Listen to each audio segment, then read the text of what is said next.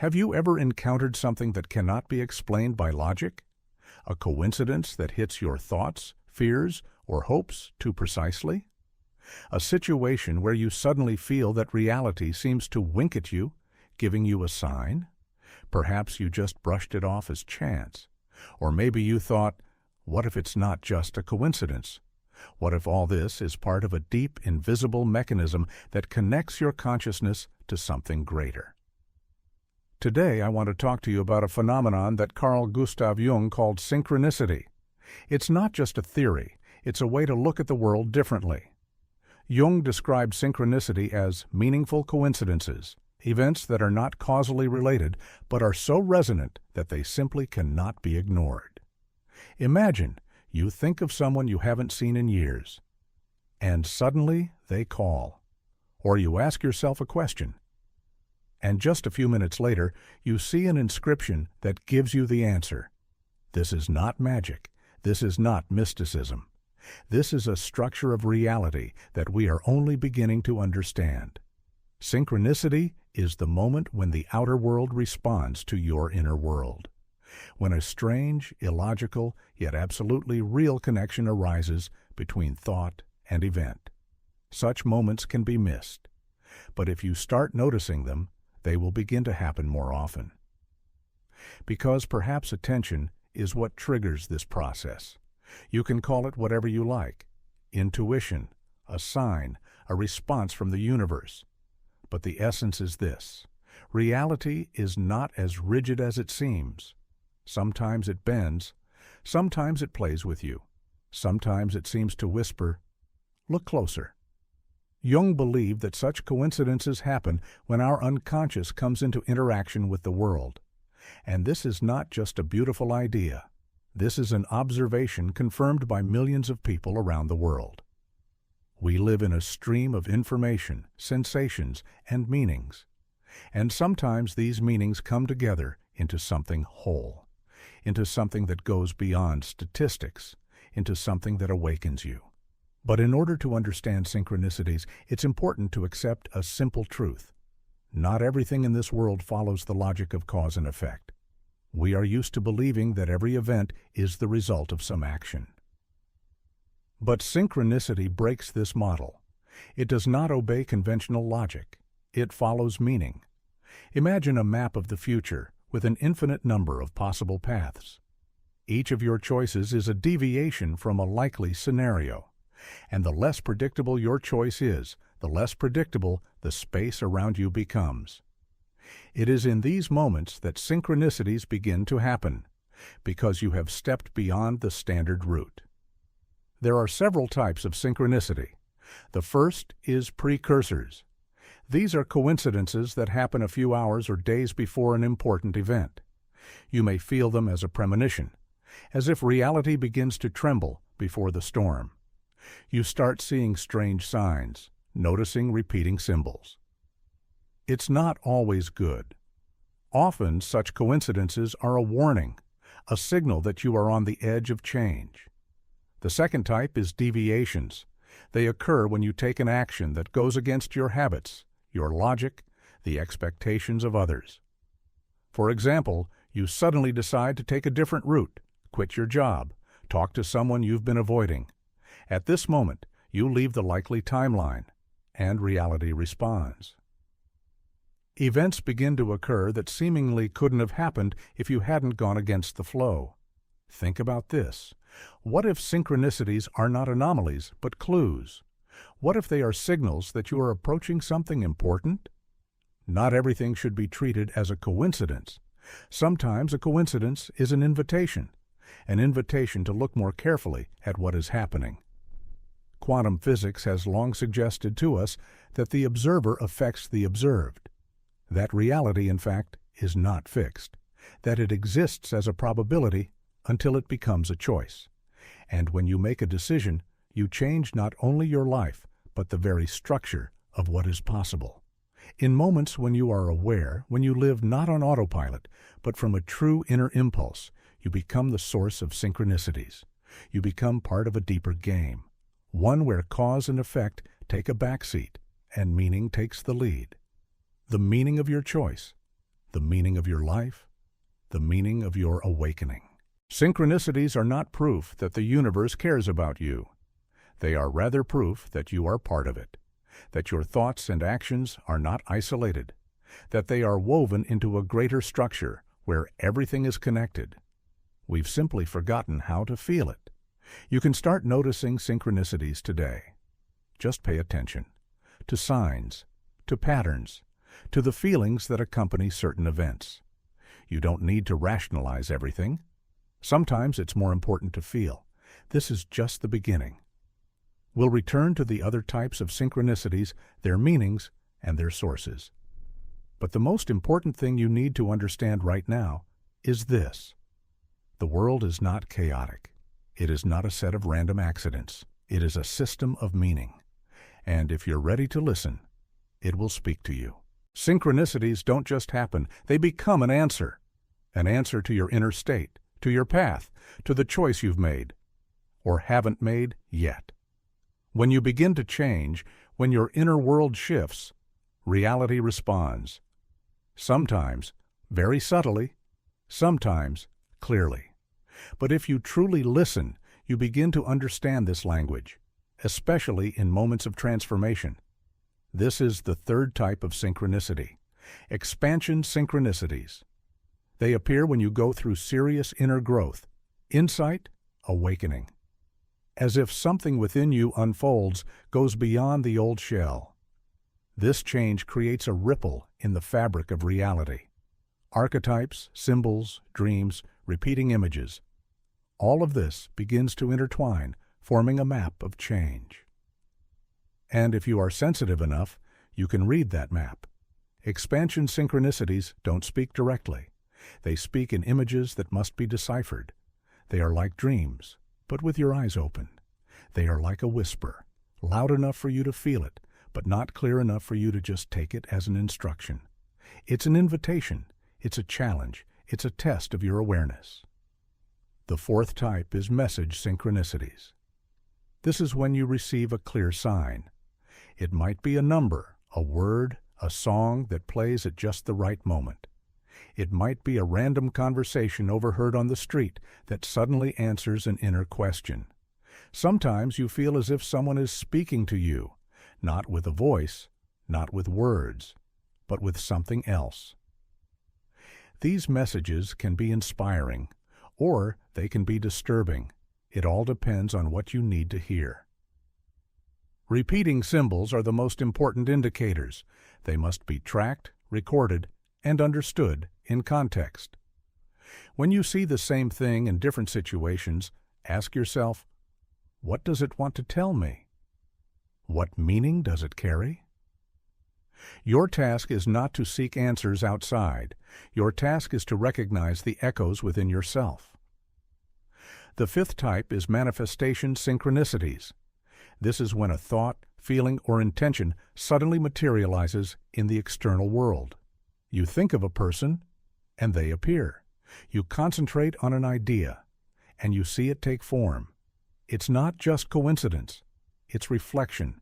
It's proof that your inner world can influence the outer one. It's one of the most mystical manifestations of synchronicity because it blurs the line between subjective and objective. You begin to understand boundaries are an illusion. Everything is intertwined. Everything breathes with the same breath, even the past.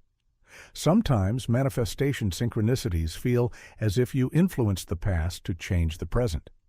Yes, it sounds strange, but quantum physics has already opened that door.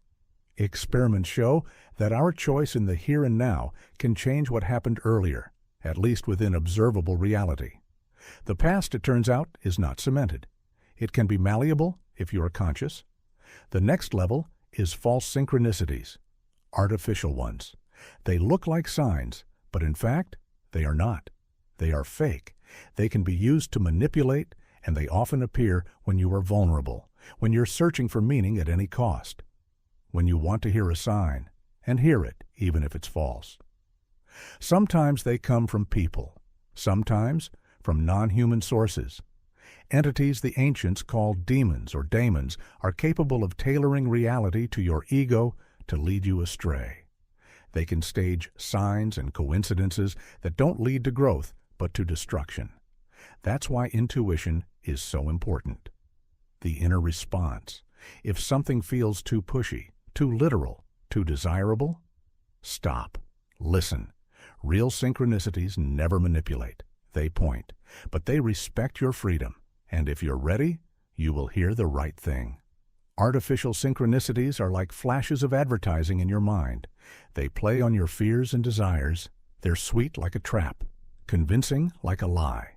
But deep down you feel something's off. Real signs don't cause anxiety. They bring clarity. The sixth type is opportunity synchronicities. These are positive, inspiring coincidences seemingly organized by a higher order itself. You meet the right person at the right time. You get an opportunity you never even dreamed of. Everything fits like a puzzle. It's not chance. It's the result of your inner state, your alignment, your readiness. Opportunity synchronicities always bring lightness. You feel, yes, this is mine. You don't doubt. You don't argue with yourself. You just know, and you go. And the further you go, the deeper it gets. The clearer you understand. Reality is not just a stage. It's a living being. It feels you. It responds. It is not an enemy. It is not indifferent. It is a mirror, but not an ordinary one, not flat. This is a mirror that reflects not just your actions, but your intentions, your feelings, your doubts. And if you begin to interact with it, you go beyond ordinary life. You enter the dance. You're no longer just an observer. You are a participant, a conscious one, an attentive one, a real one. You might ask yourself, why do some people never notice synchronicities? Why do some seem to live in a world of signs and meaning, while others are stuck in a gray, closed reality? The answer is simple: perception. To see synchronicity, you must be open. You must be alive. You must stop seeing reality as a fixed structure. Because as long as you're sleepwalking through life, as long as your mind is stuck in patterns, the universe won't waste its energy sending you signals. It waits for you to wake up. Synchronicities come to those who are ready, to those who aren't afraid to see that the world is deeper than it seems, that life is not just a sequence of tasks and goals.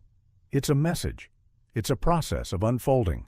And if you open yourself to it, you begin to hear, not with your ears, not with your eyes, but with something inside.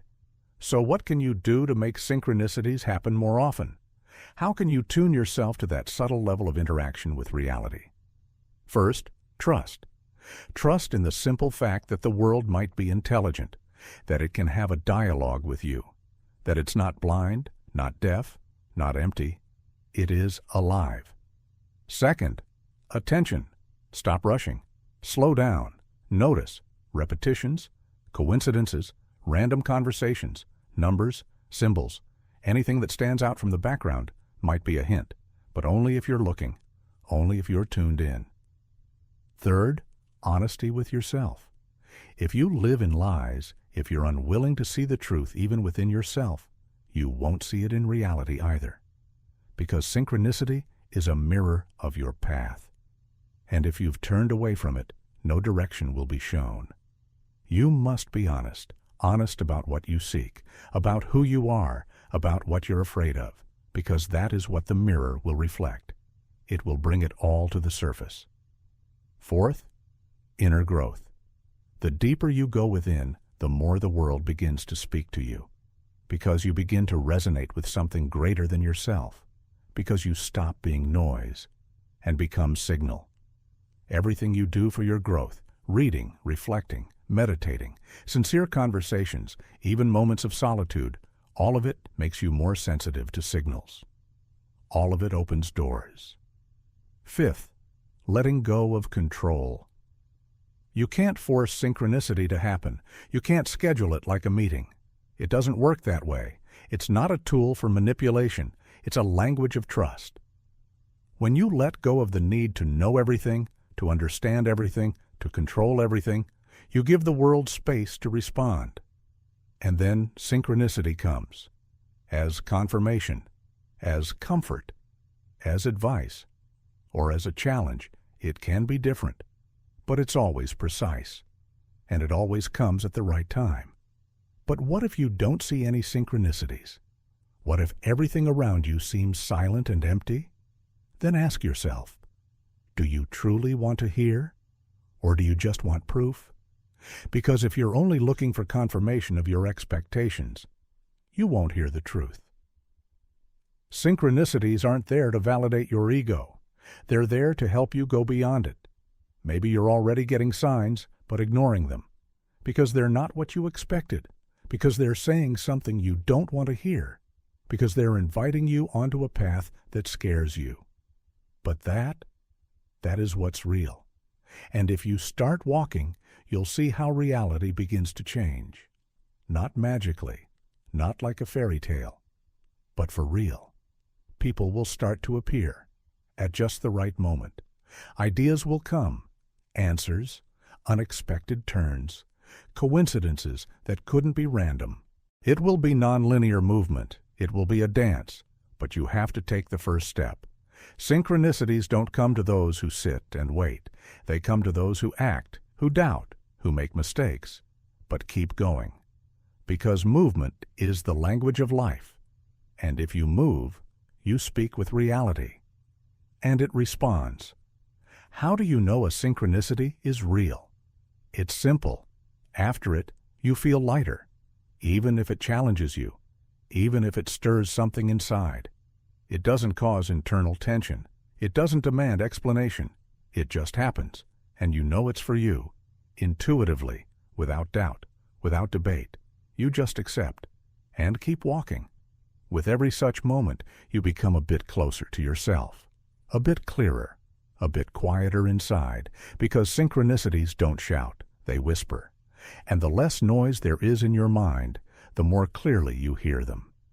Remember, synchronicity is not magic. It's not religion. It's a method of communication. It's a way for the world to speak with you.